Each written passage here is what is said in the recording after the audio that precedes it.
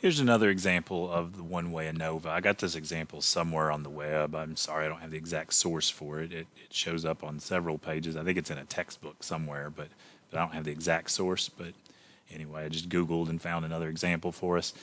It says, Susan Sound predicts that background noise will have an effect on students' test scores. She randomly divides 24 students into 3 groups of 8.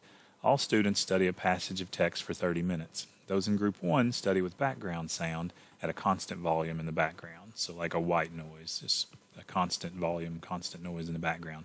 Those in Group 2 study with noises that change volume periodically. Those in Group 3 study with no sound at all. After studying, all students take a 10-point multiple choice test over the material. Their scores are as follows in the table here. So we have 3 groups, those that had a constant sound at a constant volume, those that had a random sound that was changing volumes, and those with no sound. State the hypothesis for an ANOVA and carry out the overall test. So I have it worked out on the slide, and I can do it on the calculator with you.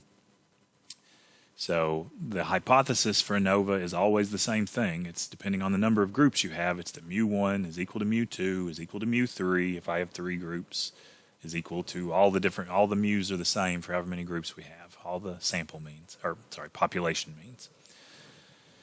And then the alternative, you need to write it in words. Don't say mu1 not equal to mu2 not equal to mu3, because that's saying that they're all different. It could be that mu1 equals mu2, but they don't equal mu3, or mu2 equals mu3, but they don't equal mu1. There's lots of ways that null hypothesis could be false.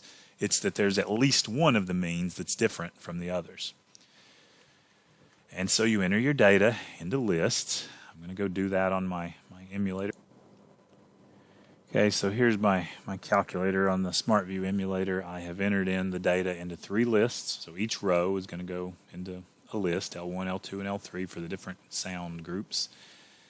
And we're ready on the calculator. I'm going to go back to the home screen and then do stat, go over to test, press up to get to ANOVA at the bottom of the list.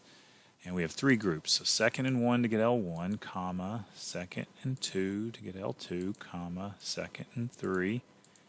And then run it. And so our F value, our test statistic, is about 3.59. Our P value is about 0.046. It is less than 5%. There, I probably wouldn't want to round because I want to see it's less than 5%, 0.046.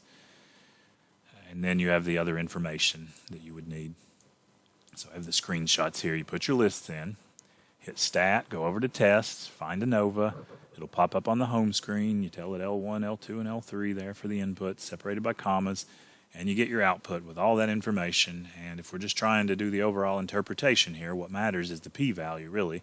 The p-value is 0.045, so at a 5% significance level, that's less than 5%, we would reject the null hypothesis. If there was no difference between the groups on their means, we would only expect to find sample means that we did about 4.5% of the time or less, which is less than 5%, so we reject the null hypothesis. So we do have significant evidence that the noise is having some effect.